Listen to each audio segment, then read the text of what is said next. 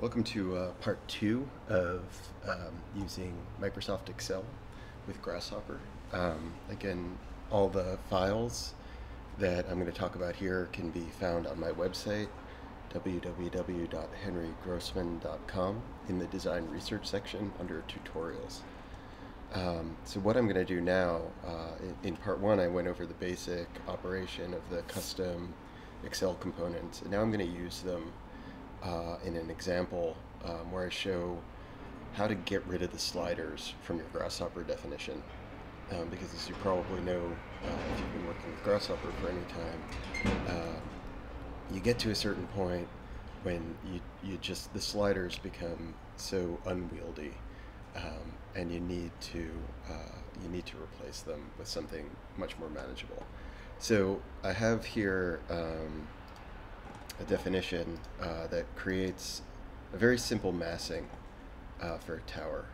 I'm going to add a point in Rhino and reference it in and just go through it really quickly.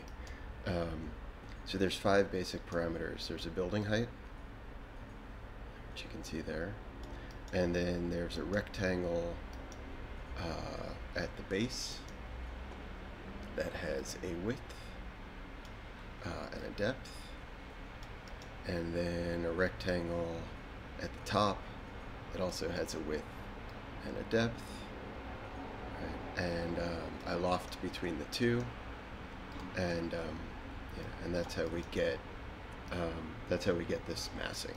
Right? It's a little clunky. Sure, not like that.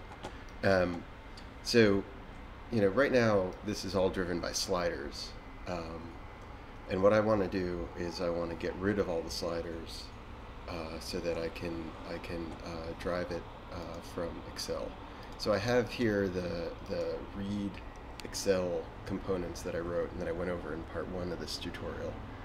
And what I want to do, I've set up over here a very basic Excel sheet, just as parametric tower with the version number and 5 cells with with the names of the parameters.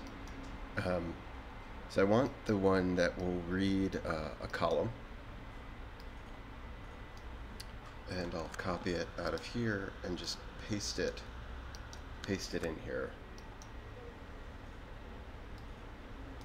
Let's move all this over.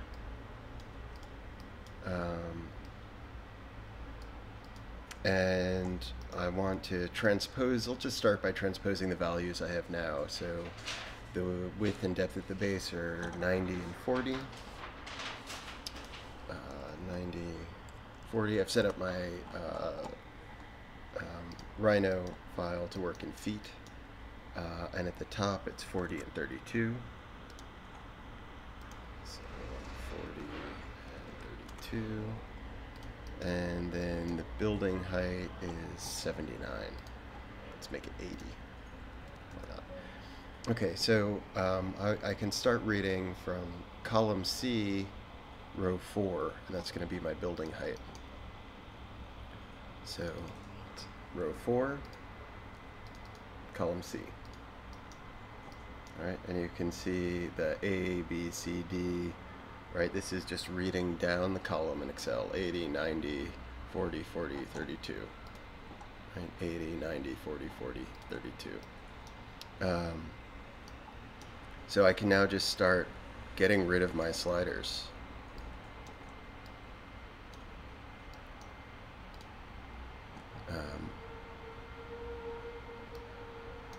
Alright, so there we go. Get rid of that. And this was the width and the depth at the base, and this was the width and the depth at the top. All right. I don't need that one. Now, if I needed more, like if I had more than 6 values, I could just as simply, like let's say I only wanted to read the first 3 on this one here. You know, and I wanted to read the width and depth with a second component, I could just set this to read from row 7. So it's still column C, row 7. And now that's the width and the depth, which is sometimes useful if you want to split things up, or if you're, at some point you'll be reading more than just 6 values. Okay, so what's useful about this now is that all of the information is being read here. So if I want to change the building height, for example, to be 120 feet, I have to remember to hit return, or else Grasshopper will hang, right? And then I update. You can see that this is growing. It grows from 80 to 120. It's just reading off of Excel. One of the big advantages that this has is that now if you want to have multiple iterations, without destroying your old version, you can call this, let's rename this, call it Tower 1. You can just copy your Excel sheet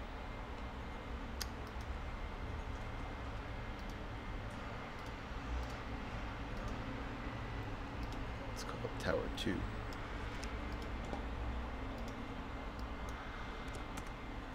Right, and now you can have a completely different version.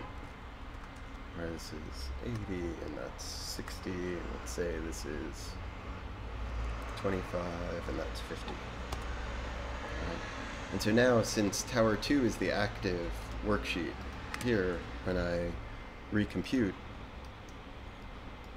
it'll now take all its values from Tower 2. And you can go back and forth and toggle between Tower 1 and Tower 2. So that's the basic, simple way to read geometry out of Excel and replace all of your sliders so that you can encapsulate all of your versions into something that's easy to read and all in one place.